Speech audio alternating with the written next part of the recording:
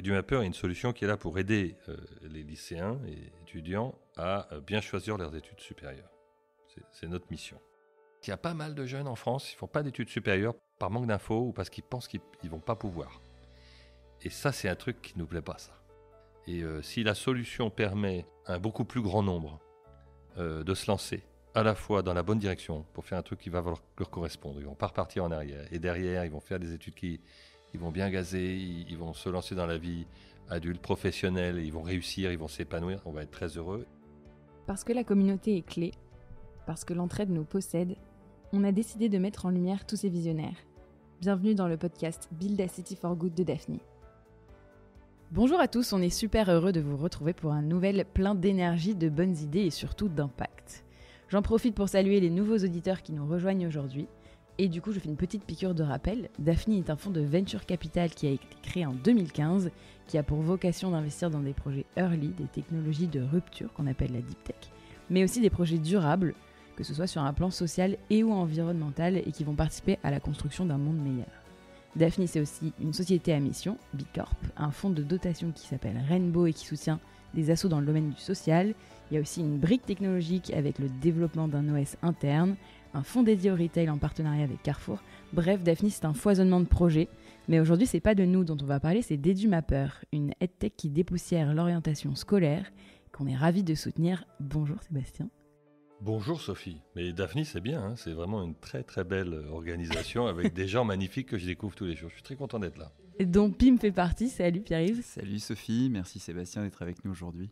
Alors aujourd'hui on va parler orientation, avenir, choix crucieux pour les jeunes. Et il faut les aider à mieux naviguer un peu dans ce labyrinthe pré-études. Sébastien, tu es le cofondateur d'EduMapper. Et donc, chers auditeurs, si vous avez des enfants en terminale ou des jeunes qui galèrent avec Parcoursup, restez avec nous parce que EduMapper va vous aider et vous accompagner. Peut-être, Sébastien, avant de rentrer dans le vif du sujet, tu peux te présenter et nous dire d'où tu viens. D'où je viens.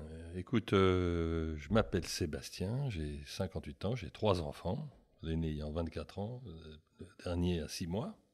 Est-ce que je suis un entrepreneur en série ? En tout cas, ça fait longtemps maintenant que j'entreprends dans différents domaines. Je suis quelqu'un d'assez passionné et je suis content d'avoir l'occasion aujourd'hui d'échanger sur notre dernière aventure et quel sens elle a pour nous et comment elle s'inscrit peut-être, c'est vrai, dans une forme de logique dans mon parcours. Tu dis que tu es peut-être un entrepreneur à série, tu es notamment connu pour avoir monté la boîte Meilleur Agent. Est-ce que tu peux nous raconter un peu brièvement ce long parcours qui a duré une dizaine d'années ? On l'a monté en 2008 et on en est parti en 2020 après l'avoir vendu au groupe média allemand qui s'appelle Axel Springer. Et on était 4 avec Julien Chessial, Pascal Boulanger, Jordan Sagnal. Et on a monté cette boîte dont l'objet était d'aider les particuliers à réussir leur projet immobilier. Et acheter, vendre un bien immobilier, c'est un sujet très important, très impliquant, financièrement, patrimonialement. Et notre constat, c'était que les particuliers étaient un peu dans le noir, dans l'opacité, sur la vraie valeur des biens et sur la teneur du marché. Et puis, il y a un très grand niveau de défiance envers les agents immobiliers. Ça, c'est assez universel, mais c'était très fort en France. Et on s'est dit, tiens, ce serait génial si on arrivait à donner plus de pouvoir aux particuliers, leur donner des clés pour rééquilibrer un petit peu la situation entre les pros et pour faire en sorte qu'ils fassent moins de bêtises. Donc, on a développé sur la plateforme, de manière gratuite à destination des particuliers, des outils qui leur permettaient d'estimer les biens et de comprendre la dynamique du marché et de mieux choisir leurs agents. Voilà. Tu venais pas du tout du milieu de l'immobilier ? Non, j'y connaissais rien, mais ça fait partie des sujets où c'est dans notre vie l'immobilier. Tout à l'heure, on va parler d'éducation, c'est dans notre vie.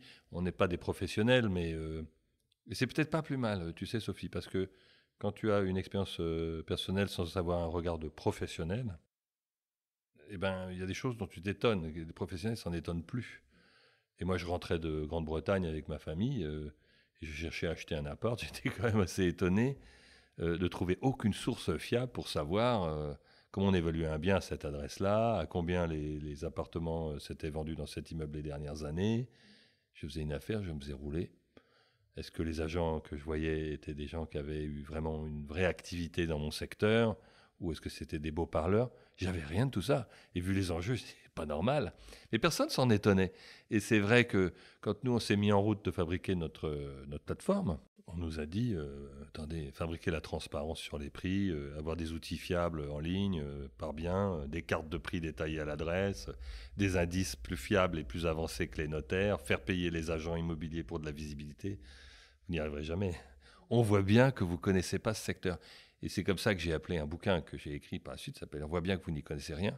C'était une force de débuter et d'être le candide dans ce secteur. Et je crois que c'est très important parce que il ne faut pas être naïf, mais candide et avoir et porter un regard neuf sur les choses et poser des questions que les gens finalement ne se posent plus et dire ah bon, et pourquoi est-ce qu'on ne pourrait pas faire la transparence? Ah bon? Pourquoi est-ce qu'on ne pourrait pas fabriquer ces indices?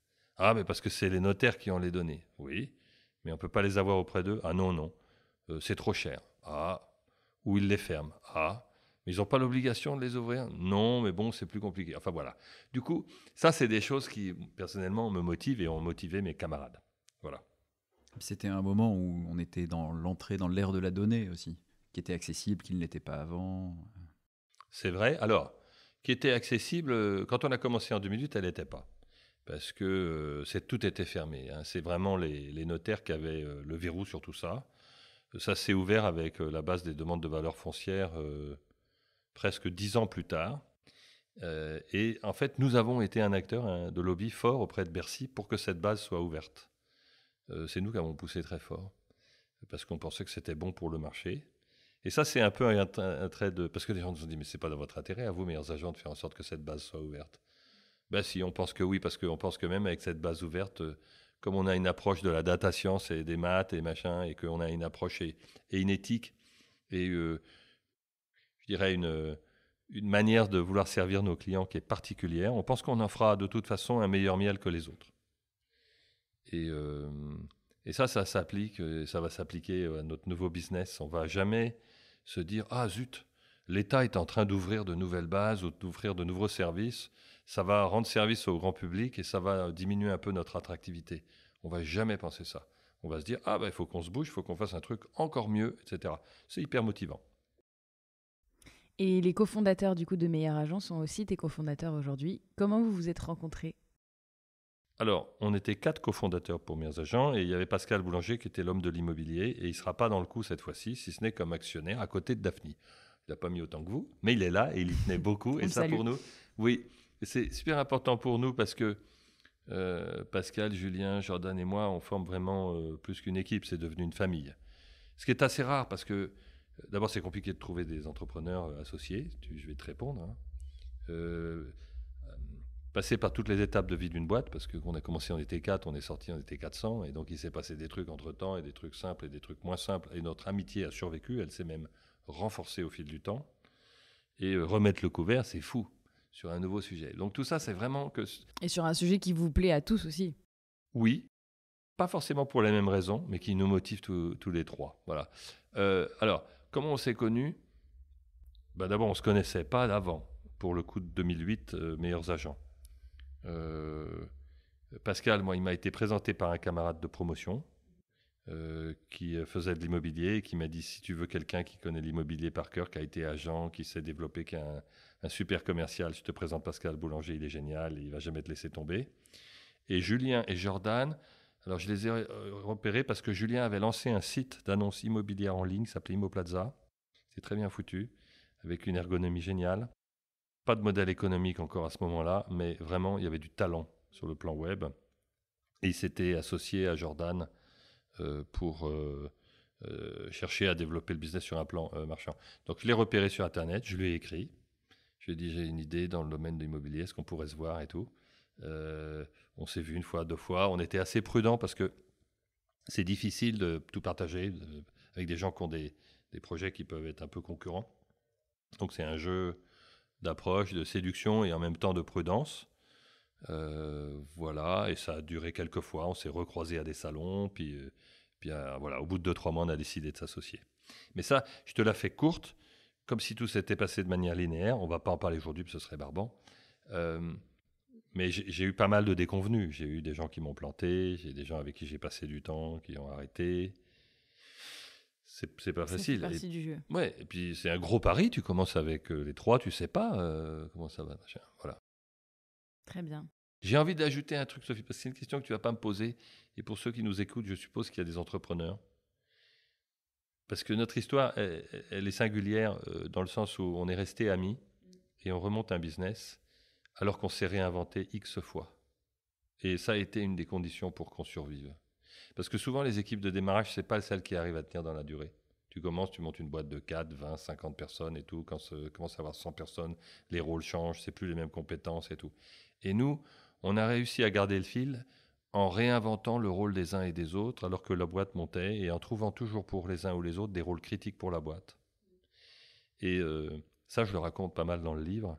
Je pense que c'est essentiel, c'est à la portée de beaucoup de boîtes, mais il faut y penser. Parce que si on garde le fait que, ah ok, toi tu as commencé, tu étais CTO, écoute, et ça marche super bien jusqu'à 20 ou 30 personnes, mais maintenant qu'il y a 70 personnes dans l'équipe tech, ça marche plus, donc tu dégages. C'est nul ça, et ça se passe tellement souvent. Et donc, mais ça demande un accompagnement, une compréhension, une maturité, etc., etc. Il y a des cas où les gens doivent partir, mais dans beaucoup de cas, je pense que c'est un gâchis énorme. Et il y a des remèdes à ça. Oui, et puis chacun doit accepter aussi sa place, sa propre évolution. C'est-à-dire que c'est... C'est une très belle histoire, en tout cas, qui continue. Comment vous êtes venu à vous dire, OK, on continue la route ensemble, mais sur une problématique tout à fait différente, qui est celle de l'éducation? Alors, on sort de Meilleurs Agents / Axel Springer fin 2020, donc il y a longtemps, tu vois, déjà. Et les 2 premières années, on ne parle pas de remonter un truc. Je pense que les uns et les autres, on a besoin de digérer notre histoire. C'est important, et je pense que ça aussi, c'est quelque chose que vous connaissez bien. Après les sessions, les sorties, les entrepreneurs, ils ont besoin d'une phase de digestion. Puis après ces 2 ans, on n'a pas été inactif parce qu'on a fait du coaching, on a accompagné des entreprises, on a investi, etc., etc. Et puis après, il y a une période d'1 an et demi pendant laquelle on s'est dit, tiens, on a envie de remonter quelque chose, et on a scanné énormément de sujets. On a même pensé monter un fonds de capital risque, un studio, et puis des boîtes dans plein de domaines. Racheter une boîte, etc. Et il n'y a rien qui nous excitait assez. Parfois, c'était l'un des 3 et tout. Je les ai tannés, j'avais un super sujet que j'adorais. C'était à base de podcast, d'ailleurs. On en reparlera peut-être un jour. Mais ce truc n'a toujours pas été monté, c'était fabuleux.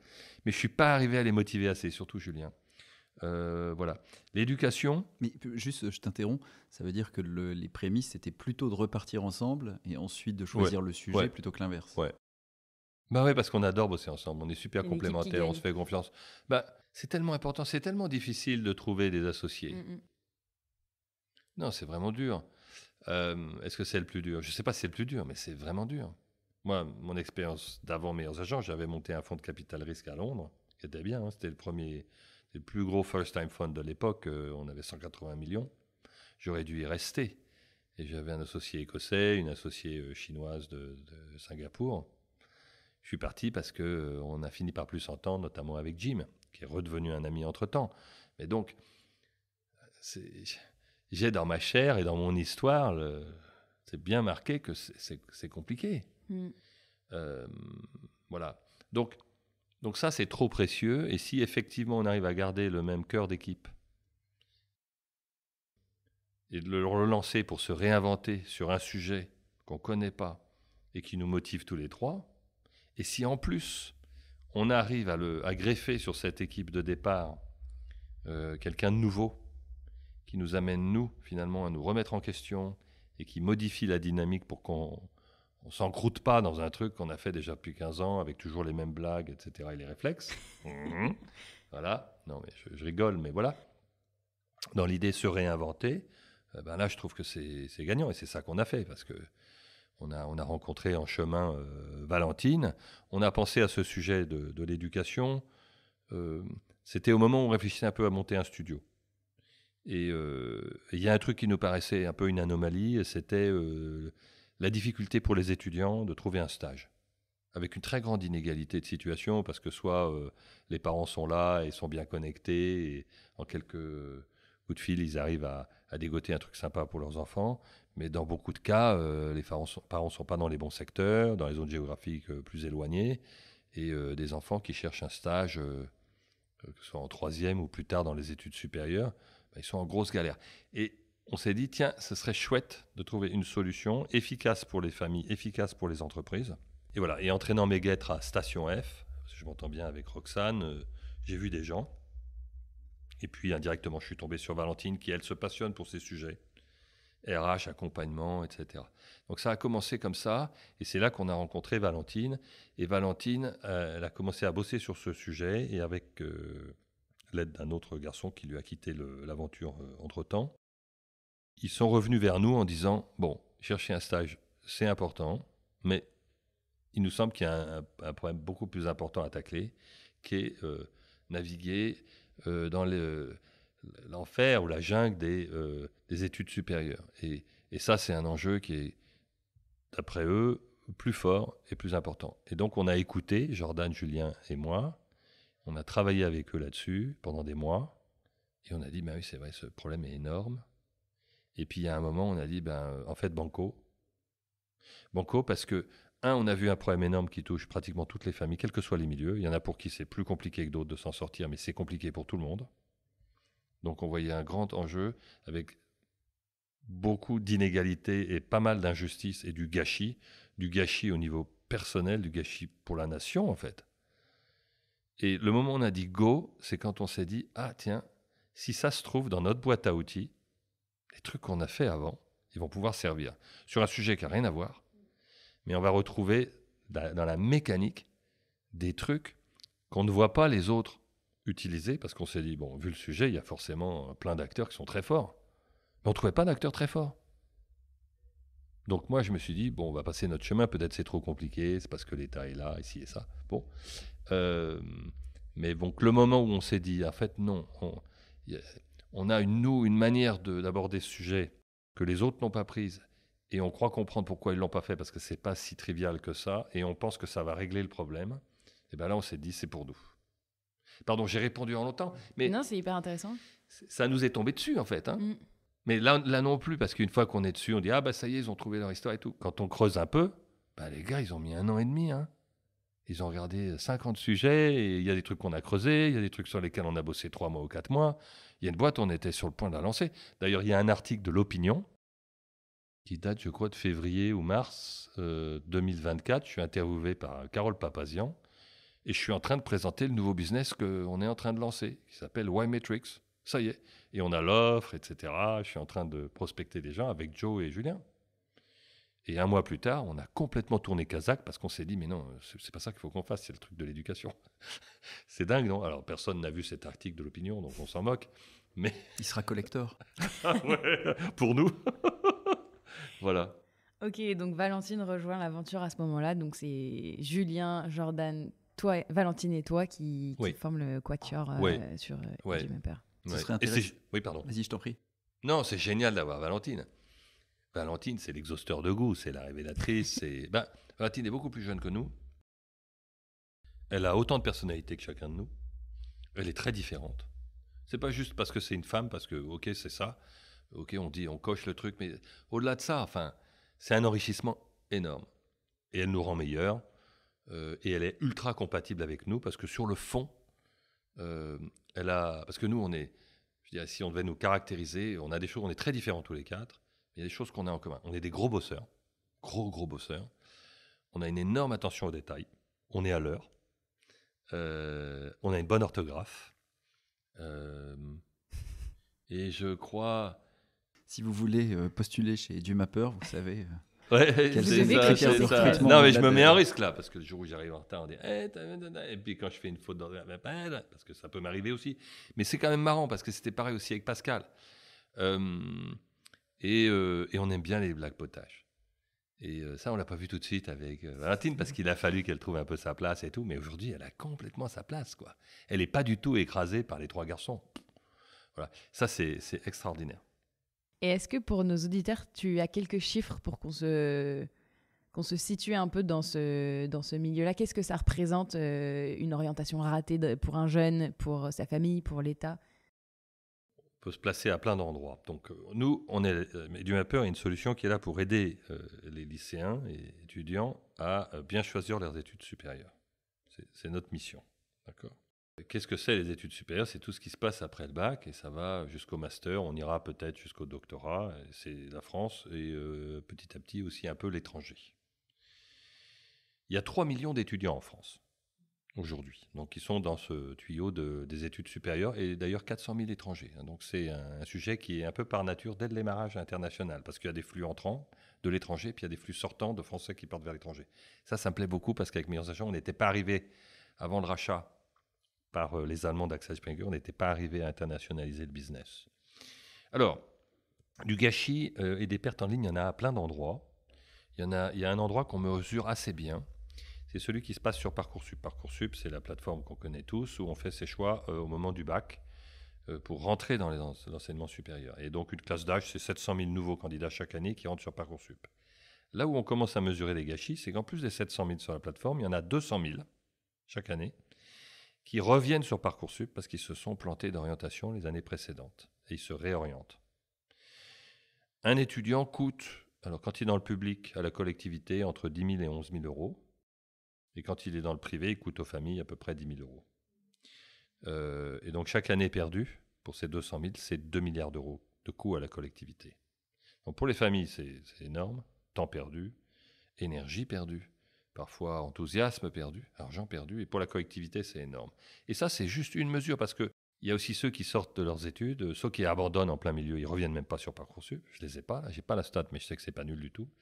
Je sais qu'il y a aussi un pourcentage très important d'étudiants, ils finissent leurs études, ne trouvent pas de boulot en relation avec ce qu'ils ont étudié. Donc il y a un gros jeu de massacre. C'est un vrai enjeu. Ça, c'est les chiffres. Au-delà de ça, tu as tous les enjeux de stress, d'autocensure aussi. Parce qu'en France, il y a 42% d'une classe d'âge qui va faire des études supérieures. C'est 58% en Grande-Bretagne, 70% en Corée du Sud. Et je pense qu'il y a pas mal de jeunes en France qui ne font pas d'études supérieures par manque d'infos ou parce qu'ils pensent qu'ils ne vont pas pouvoir. Et ça, c'est un truc qui ne nous plaît pas, ça.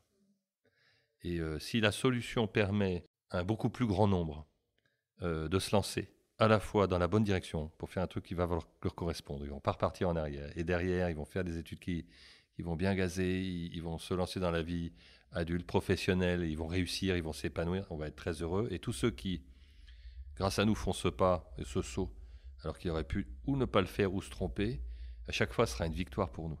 Et il y a plein de raisons pour lesquelles ces échecs arrivent. Parce que soit on n'a pas accès à l'info, parce qu'on n'est pas dans le bon milieu social, parce qu'on habite en zone rurale et on est très peu connecté, soit parce qu'on a des problèmes d'argent et on ne trouve pas de solution parce qu'on n'a pas vu qu'on pouvait être boursier de l'État, boursier de l'école, qu'on pouvait bosser en alternance et tout. Mais tout ça est assez complexe en fait.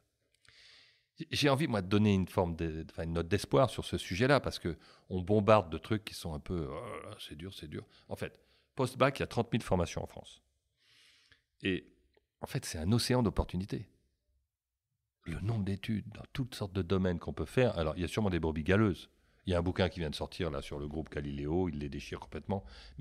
Et ça donne le sentiment qu'en France, il y a plein de pièges. Mais en fait, l'immense majorité des formations qu'on peut suivre, publiques, elles sont chouettes, elles sont bonnes. Puis il y en a des nouvelles tout le temps. Oui, on peut faire peut-être un zoom là-dessus, parce que le marché, c'est vachement diversifié. Oui. C'est-à-dire que le nombre d'offres mises à disposition des lycéens et étudiants est devenu colossal. Tu as raison, c'est exactement ça. Et quand on s'est parlé, Pierre-Yves, ces derniers mois, on a partagé ces chiffres.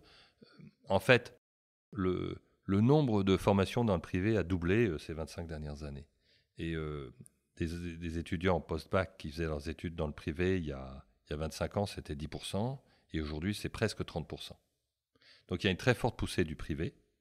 Et qu'il ne faut pas diaboliser, parce que là-dedans, encore une fois, c'est sûr, il y a certainement des formations qui ne sont pas bonnes, et qui mènent nulle part, qui prennent de l'argent, qui font faillite. Ok.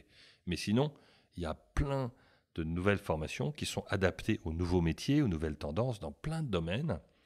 Beaucoup d'ailleurs qui sont labellisés ou qui donnent droit à des diplômes reconnus par l'État, et donc tout va bien.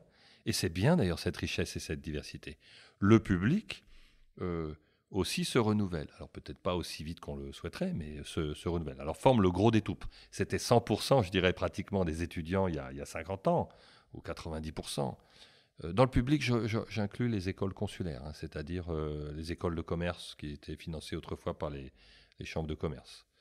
Voilà. Et si on rentre un peu dans le concret... J'étais pas concret jusque-là, Sophie. Si, mais c'était trop on fumeux. se met dans la... Non, on se met dans la peau d'un étudiant. Ouais. Je me connecte sur EduMapper. Qu'est-ce que je vais y trouver?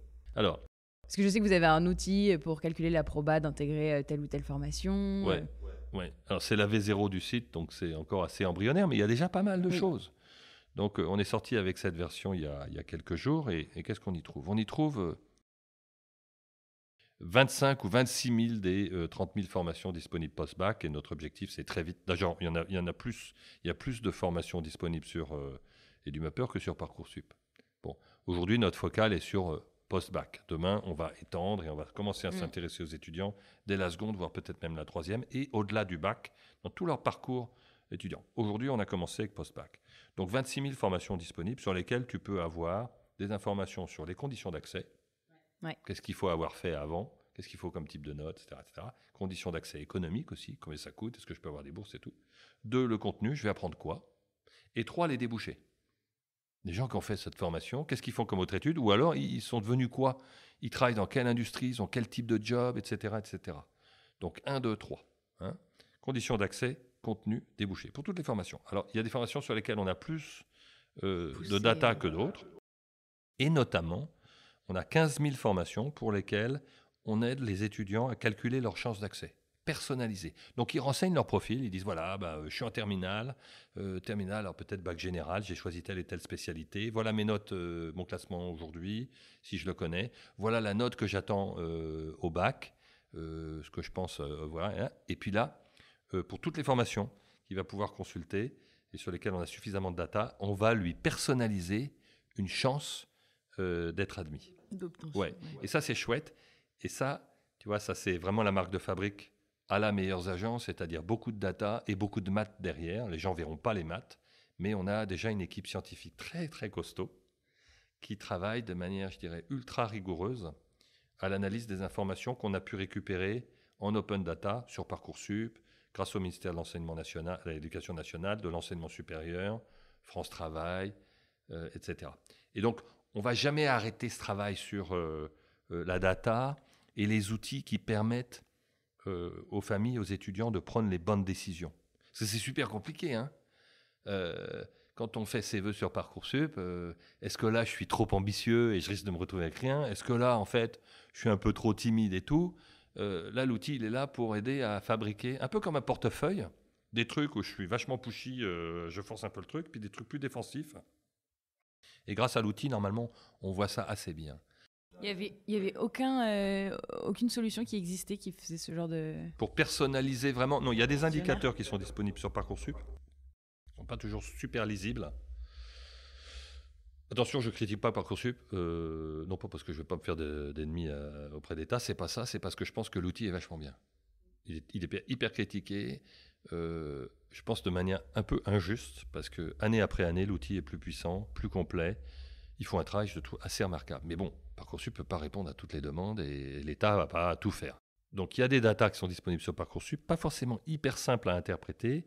Et je pense que ce n'est pas évident pour Parcoursup de se mouiller comme on le fait et de mettre un peu une chance personnalisée. Ça, c'est probablement un acteur qui n'est pas à l'État de le faire. Et c'est notre job.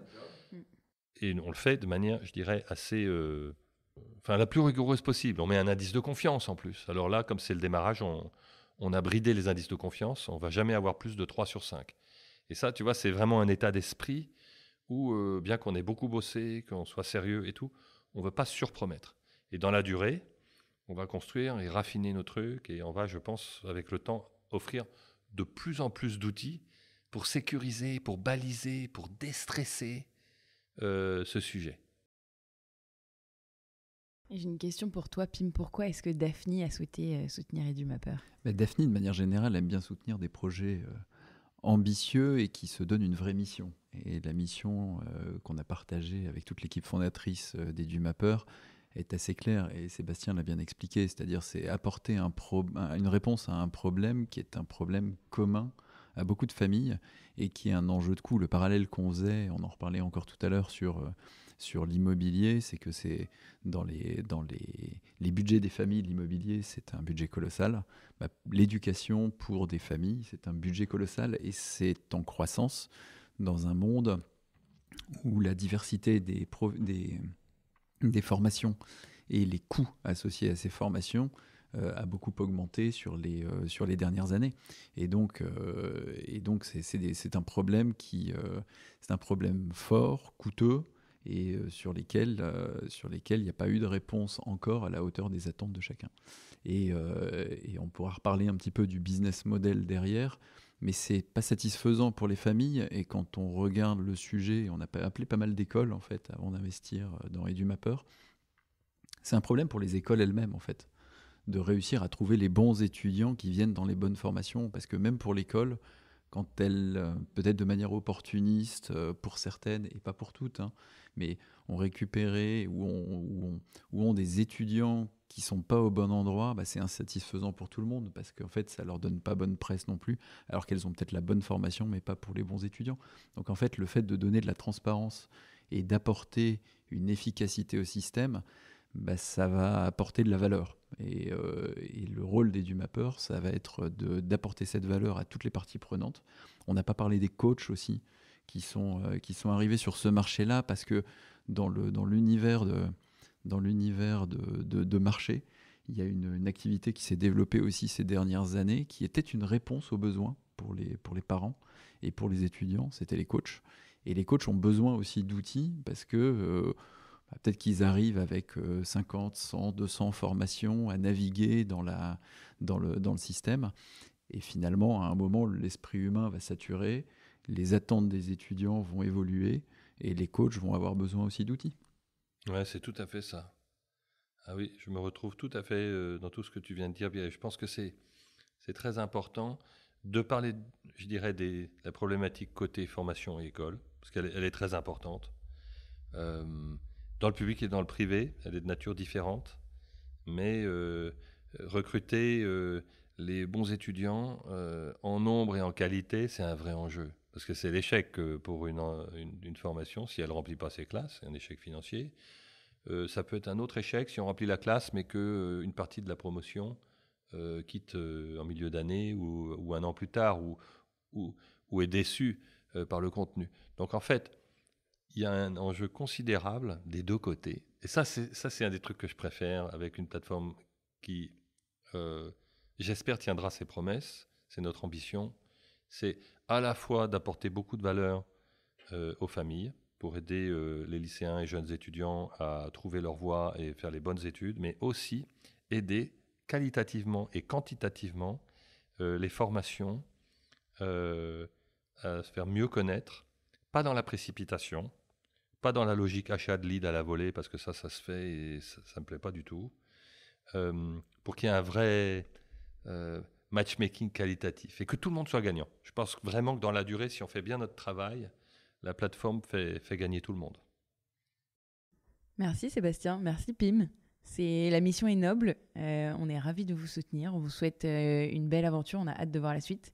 On donne aussi beaucoup de courage aux étudiants qui sont concentrés sur ces sujets en ce moment. Et puis on vous dit à très vite. Si tu as des messages, des recrutements, etc., vrai. Il faut aller le sur la plateforme. Alors, déjà, tout le monde peut aller sur la plateforme EduMapper. C'est une plateforme qui est gratuite, qui est gratuite déjà, et qui va être en apprentissage et qui va évoluer en permanence. Enfin, tu l'as très bien dit. Oui. On est dans une version V0. V0 qui permet d'avoir aussi les avis des utilisateurs, de les remonter et de bénéficier de l'expérience de chacun. Donc, connectez-vous sur EduMapper. Et puis, si tu as des messages à passer aux auditeurs des recrutements à venir, etc., faut pas hésiter. Si tu veux hurler au monde, détendez-vous, c'est le moment. Je l'ai déjà dit, mais non, merci de m'inviter à passer un message, mais je dirais que c'est effectivement à destination surtout de nos utilisateurs. La plateforme, elle est conçue pour être collaborative. En fait, on veut que et les étudiants et les écoles participent au développement d'EduMapper. Parce que le sujet est tellement énorme et puis il est mouvant. Donc en fait, il faut que tout le monde nous aide. Tout le monde nous aide et tout le monde contribue. Et nous, on a la responsabilité de faire en sorte que ce soit la meilleure information. Mais on va demander aux étudiants de venir noter leur formation et nous dire si ça leur plaît, si ça leur plaît pas. On va demander aux écoles et aux formations de nous dire, nous aider à mettre à jour leur profil, etc. Alors tout ça, tous ces éléments-là de manière gratuite. Mais donc, on a besoin en fait du soutien de tout le monde. Comment tu comptes les engager, les étudiants notamment? Alors, les faire venir ou les engager et les garder sur la plateforme? Et faire en sorte qu'ils contribuent à l'évolution des DuMappers. C'est une bonne question. Alors, ce qu'on a observé notamment aux États-Unis, avec un site qui s'appelle niche.com, qui a des centaines de milliers, si ce n'est des millions de retours d'étudiants, c'est que, et en qualitatif, on a eu le même retour en France, les étudiants sont contents de noter leur école, même si ça ne leur bénéficie pas directement, dans une logique de transmission et de partage. Oui, mais ça peut être, parfois c'est pour critiquer, en tout cas, ils sont contents d'éclairer la route des autres. Et donc ça, si on se débrouille bien, ça devrait pouvoir fonctionner. En revanche, ils n'ont pas nécessairement le forum et le format pour le faire. Donc ça, c'est à nous d'inventer ça avec eux. Mais en tout cas, la disposition des étudiants à aider les autres, ceux qui vont les suivre, elle existe. On ne va pas la créer. Super. Merci Sébastien, merci Pim. Merci Sophie, à merci très vite. Sébastien. Merci à vous. À bientôt.